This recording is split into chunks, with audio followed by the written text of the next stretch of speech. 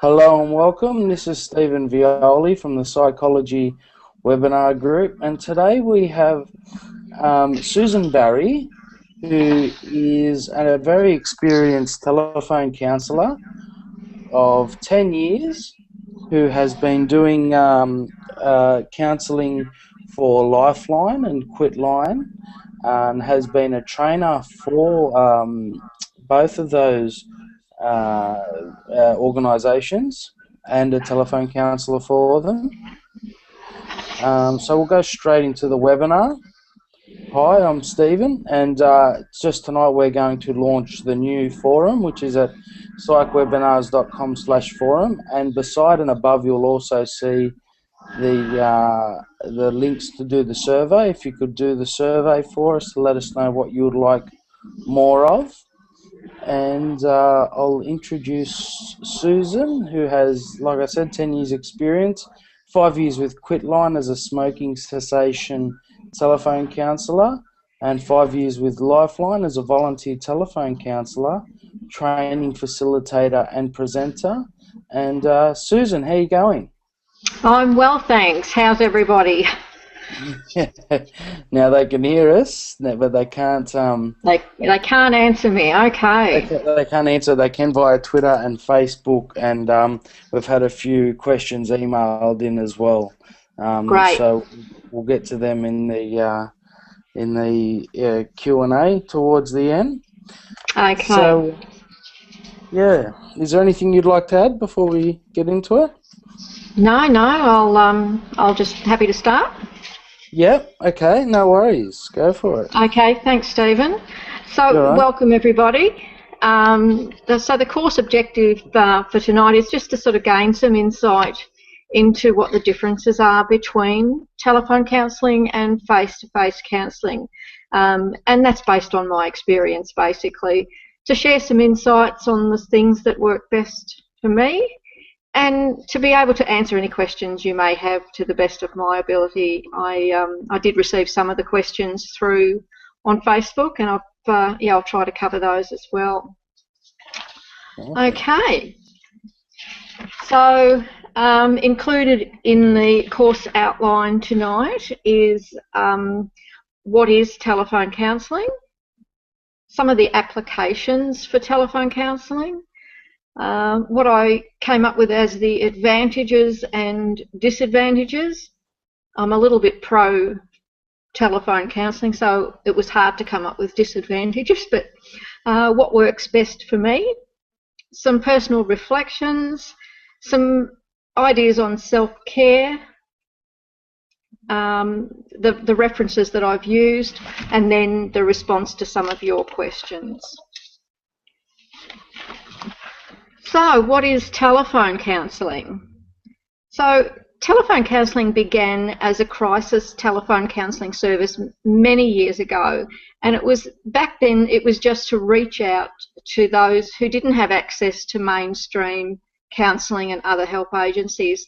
So Lifeline began in Australia in 1963, and I think it was in New South Wales somewhere. It was a local minister decided he would set something up, and it blossomed from there.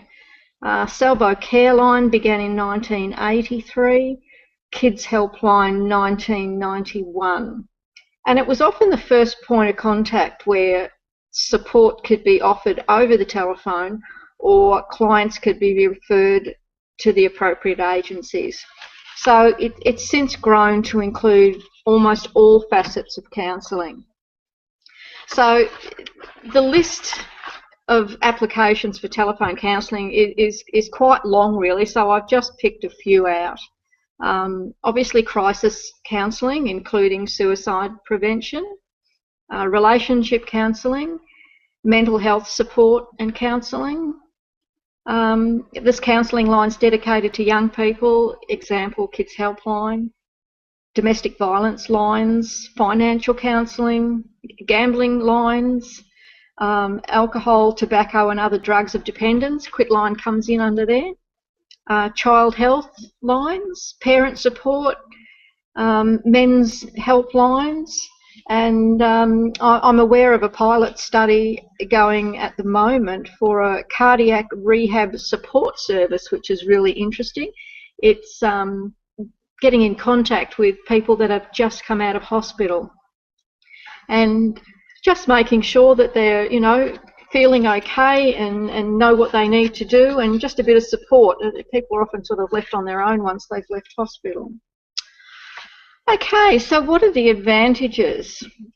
So these were easy for me to come up with. So the first one is accessibility. So for instance, people in rural and remote areas and clients with mobility problems. Also the advantage of being available for a client in the moment when someone feels ready to talk. Much easier to pick up the phone than, ring up, make an appointment. Particularly if they're ready to face something or to start something, the phone is an immediate tool. I know for myself sometimes by the time you get round to making an appointment, that moment's passed.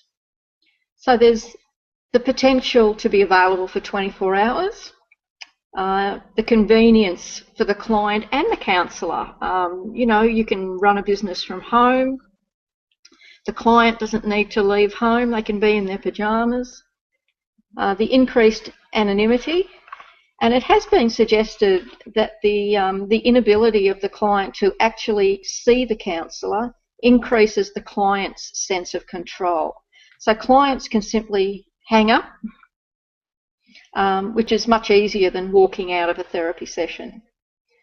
It also overcomes other barriers that may preclude others from seeking therapy. They're shy, depressed, a fear of counselling. Telephone counselling can be that toe in the water. Check it out, see what this counselling stuff is like, and then go on to have perhaps ongoing therapy. So there's increased acceptance. The client can be any size, shape, colour. You actually don't see that over the phone, so it makes being, accepting each other much easier, no judgment. So most counselling styles also adapt well to telephone counselling, like person-centred counselling, cognitive behavioural therapy, motivational interviewing. The newer acceptance and commitment therapy is working really well at the moment. Narrative therapy is another one. Another advantage is affordability. So, that's fairly obvious, I suppose. It's affordable for the client, not having to pay fares or petrol or parking. It's affordable for the counsellor. Minimal overheads, I suppose. It's shown to be actually particularly effective for those with depression. I guess because they can pick up the phone and talk to somebody rather than make that effort, I guess, to get up and go on and make an appointment and see somebody. That can be a difficult first step, whereas the telephone can be an easier first step for someone with depression. So there's actually finding that is a really good first step with depression. Particularly attractive to younger people and those comfortable with technology. And yes, over 50% of clients who had experienced both face-to-face counselling and telephone counselling actually preferred the telephone counselling. So the disadvantages. So some clients feel more connected to their counsellor when in a face-to-face situation. And interestingly enough, that can work as an advantage as well, I suppose.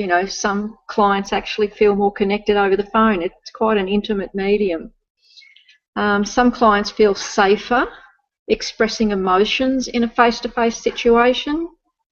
And again, I find that can also be an advantage over the phone as well. People often feel safer expressing emotions in that medium as well. So that can be a disadvantage depending on the person, I suppose. Clients can be distracted by their surroundings. That's certainly something that I've found. You can be talking to somebody and the phone rings, or they get visitors, or the kettle boils, or whatever. There can be a lot of distractions when it's a phone setting. Callers can choose to just hang up. I mean, I guess that's an advantage for the caller, but it often leaves the counsellor left with stuff, I guess, particularly if you feel that you weren't helping them and they just hang up on you. You can be left with, yes, some interesting times, certainly, when clients hang up, but, you know, that's a disadvantage for the counsellor, but certainly an advantage for the client. Privacy can be an issue for some people. For instance, if the call's being recorded, which is often the case, and this is particularly true, of course, for those with paranoid tendencies. Repeat callers often speak with different counsellors who find it more challenging to provide that ongoing, consistent support, which means that the repeat callers can bounce around to sort of different counsellors, which is not helpful really for them or for anyone else. You know, having that ongoing support face-to-face is usually more effective. I guess another disadvantage can be that telephone counselling is often a one-off session, and many organisations aren't equipped to offer that ongoing case management. Telephone counselling is often limited to brief intervention type counselling too, so it's a one-off call usually. Different organisations have got different policies and do have some sort of case management, but generally speaking, a telephone counselling session is a one-off session. So you're beginning, middle and end, and you know, you often don't know really how that caller went on to implement some of the suggestions or just how things worked out. So that can be a disadvantage. Certainly the use of tangible resources like whiteboards, worksheets, fairly, well, obviously limited in telephone counselling. You know, we can certainly post things out and prep people and email information, but it's not the same as having a whiteboard there or other resources. And I guess the last disadvantage that I thought of was that sort of immediate intervention. When that's required, a face-to-face counsellor can often offer more tangible support, you know, whether that mean taking someone to a police station, hospital, something like that. So that's what I feel are sort of the disadvantages. So looking at what works for me, obviously picking up on audio cues is, you know, not the only skill or strategy required to successfully counsel over the phone, however, probably one of the most important. The use of verbal minimal encouragers, you know, okay, yes, okay, and reflections are really essential for the client to feel heard. Nodding and facial expressions just don't translate over the phone. And I found this to be one of the most difficult transitions for face-to-face counsellors using the telephone for the first time. And you often see them nodding and, you know, client just cannot see that, and you often sort of, are you still there? Are you still there? So fairly important to acknowledge regularly that you are actually there and listening. Seeking verbal clarification is always an important component to counselling, but more so with telephone counselling. Meaning can be lost without visual cues like smiling, frowning, or other facial expressions that convey meaning to those words.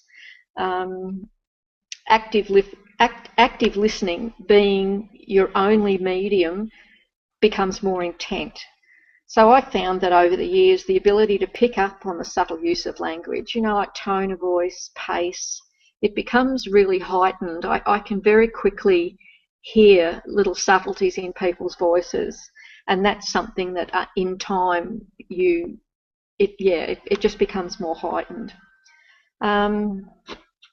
Well, rapport building's no different with telephone counselling, although I have found that the client often feels more comfortable more quickly, which, you know, I guess is another advantage too. It often takes a little bit longer for clients to settle in a face-to-face situation. They're usually quite comfortable on the phone. Some of my own sort of personal reflections. I found a telephone counselling session can be an intensely intimate experience for me. You know, I've found that clients often feel more comfortable to share more of their pain and in a much shorter period of time. Um, Also, my ability to hear my client thinking or processing is heightened. You know, I guess that's the use of silence. And it can be difficult in the early stages of using telephone counselling as a medium to get comfortable with those periods of silence where normally you'd be able to see if a client was thinking or processing, but you do learn to pick up on those cues and give the client those spaces. So hearing my client thinking, it's an interesting way of saying it, but that's the only way I can think of putting it, that I actually can hear when a client's thinking. And I think I touched on this before, that I think telephone counselling is often a toe in the water for many clients. You know, our interaction, you know, may influence whether or not a client seeks ongoing care. So I'm always very aware that, you know, of that toe in the water side of things, that we may be the first point of call for somebody looking for help, and having a positive experience with a telephone counsellor can then mean they're more likely to go on and seek ongoing support, whether it be with an ongoing, you know, a counsellor, a psychiatrist, psychologist, whatever.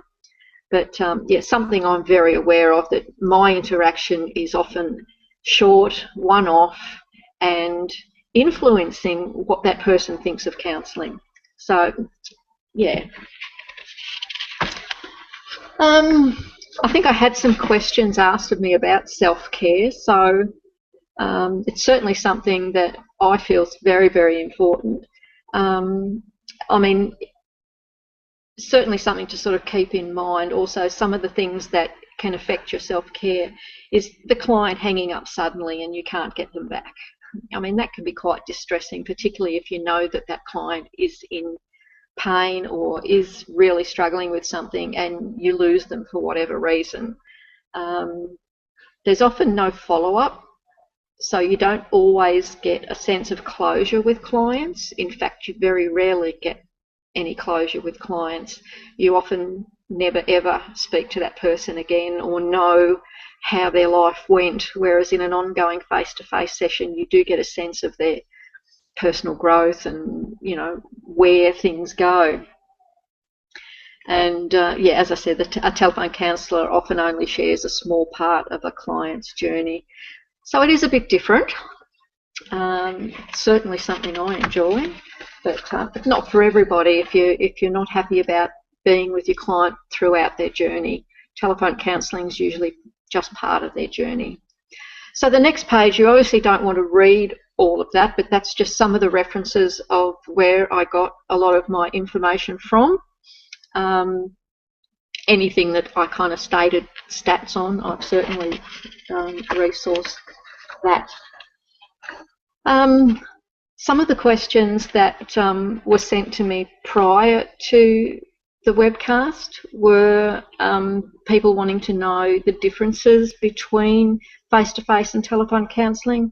I think I've kind of covered that pretty well, the lack of visual and other non-verbal cues. Somebody asked me how to handle a crisis, e.g. docs, suicide, DV, and when and if to refer on. I mean, obviously that's very dependent on your level of experience and the policies and procedures of your organisation. My experience at Lifeline, for instance, is very much one of referring on in those situations, although we certainly did have policies and procedures about crisis and intervention and when and if to call ambulance, police, things like that. But it's very individual with different organisations and certainly your level of experience. But I think always having to be aware of your limits and what you're able to manage and what you need to refer to more specialised people. Yeah, picking up on audio cues, I guess, we've covered that. And it is something that you do learn and you do pick up on.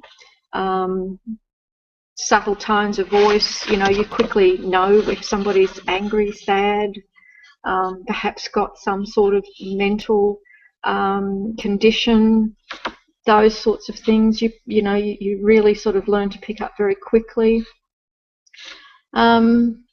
What sort of support the telephone counsellor has. Okay, so I guess again that's very different for every organisation. I've worked in 2 incredible organisations where the support was amazing. Lifeline, there was always support there, very, very good, and currently I'm with Quitline. And again, the support, the supervision, the quality assurance, or however you'd like to put it, is extremely top quality, and we're always learning and upgrading our skills and having to keep on top, obviously, of all the changes in smoking cessation. So great support, and I think it's very important to have that as support around you, particularly as those one-off calls that don't go anywhere can leave counsellors feeling a little bit lost sometimes. Transference. Again, I don't know that that's any different to when you're in a face-to-face situation. I'm not aware of that sort of being a particular problem at all. So I'm happy to answer any other questions, but I'm not aware of that one being something specifically with telephone counselling. So I think we're sort of opening it up to questions now, Stephen. Yeah, so it's basically, I have 2 questions here.